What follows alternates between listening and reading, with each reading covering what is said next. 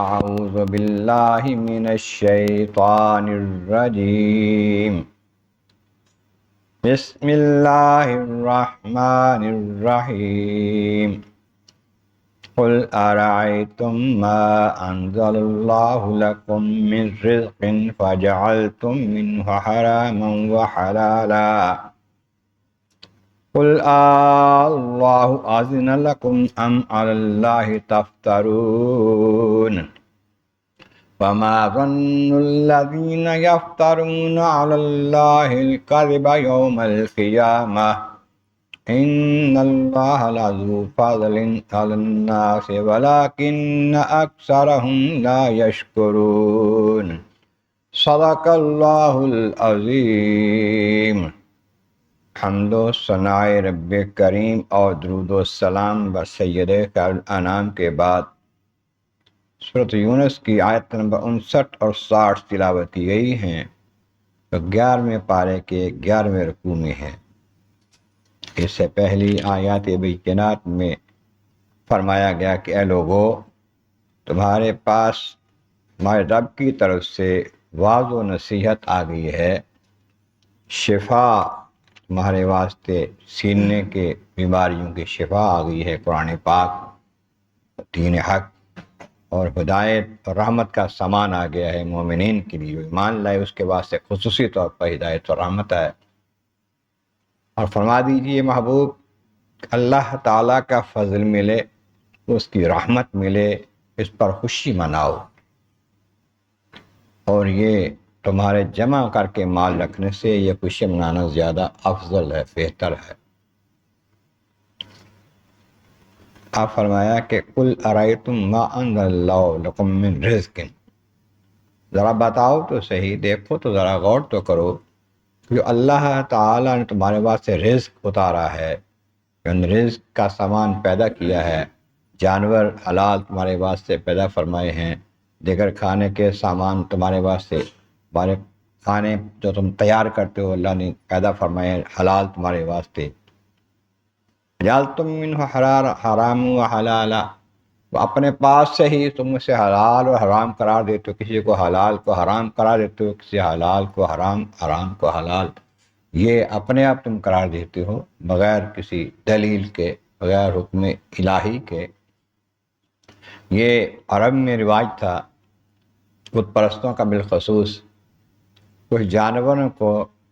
ان کی عمر پوری ہونے کی سبب سے یا کچھ بعض دیگر معاملات سے حلال اور حرام قرار دے دیتے، کہتے کہ یہ جانور جو ہیں بحیرہ، صائبہ، عام وغیرہ جانوروں کے نام رکھے تھے، سانڈ کے، یہ حرام ہیں، بتوں کے نام پر چھوڑے ہوئے ہوتے تھے۔ اللہ کریم نے اس کو فرمایا کہ یہ حرام نہیں ہے، بتوں کے نام پہ چھوڑے ہیں نا،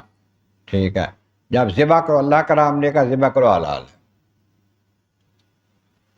اب یہاں بھی ہے کہ کوئی کسی کے نام سے کوئی چیز رکھتا ہے اس اعتبار سے کہ اس کے پاس سے یا اس کو فائدہ پہنچے، ذبح کے بعد اللہ کا نام لے کر ذبح کرے تو حلال ہے، فائدہ اس کا کسی کو پہنچے، ثواب کسی کو پہنچے۔ کسی بزرگ کے نام سے ہم کرتے ہیں، غوث پاک کے نام سے کوئی چیز رکھتے ہیں، ذبح کرتے ہیں، معنی یہ ہے کہ ان کے ایصال ثواب کے لیے ہے، ذبح اللہ کے نام سے کرنے پہ حلال ہے۔ ایسے ہی ہم یہاں مختلف پروگرام کرتے ہیں، محفل میلاد ہے، 11ویں شریف کا پروگرام ہے، کوئی بھی بات اس میں حرمت والی، حرام ہونے والی نہیں ہے شرعی اعتبار سے۔ بعض کو کہنا ناجائز ہے، یہ حرام ہے جی، یہ شرک ہے، یہ بدعت ہے، نعوذ باللہ۔ میں کہتا ہوں بغیر دلیل کے اللہ تعالیٰ کے حلال پیدا کیے ہوئے کھانوں کو، چیزوں کو حرام اور حلال قرار دیتے ہو۔ قل اللہ اذن لکم ام علی اللہ تفترون، فرماؤ کہ کیا اللہ نے تمہیں اس بات کی اجازت دی ہے کہ تم خود ہی حلال اور حرام کا فیصلہ کرو، یا اللہ پر افتراء باندھ رہے ہو، جھوٹ لگا رہے ہو؟ پھر سنو،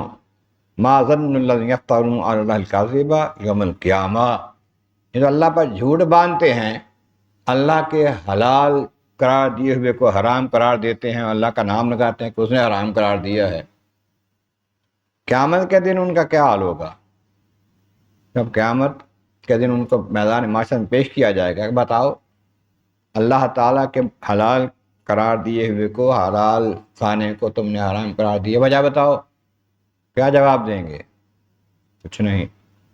ان اللہ ذو فضل علی الناس، اللہ تبارک و تعالیٰ تو بندوں پر بہت فضل کرتا ہے، اپنے فضل سے، رحمت سے بے شمار چیزیں تمہارے واسطے حلال قرار دی ہیں، تمہارے واسطے پیدا فرمائی ہیں، تمہارے واسطے دین حق اتارا ہے، نبی بھیجے ہیں، قرآن بھیجا ہے، کتابیں بھیجی ہیں، حق کا پیغام بھیجا ہے۔ یہ اس کا کرم ہے، اس کا احسان ہے، فضل ہے اس کا لوگوں پر۔ لیکن اکثر لا یشکرون، لیکن اکثر لوگ جو ہیں وہ شکر نہیں کرتے اس بات پر۔ اللہ نے نعمتیں دی ہیں، دین حق دیا ہے، دین کے مسائل بتائے ہیں، بتانے والے لوگ بھیجے ہیں، یہ اس کے کرم اور فضل کی باتیں ہیں، اس پر شکر کرنا چاہیے اس کا، اور ان چیزوں کا تسلیم کرنا چاہیے۔ اللہ تبارک و تعالیٰ بارک عالم مرد مولا کریم، محبوب کریم کا صدقہ قرآن کریم کا فہم اور اعمال صالح نصیب فرما۔ وآخر دعوانا ان الحمد للہ رب العالمین۔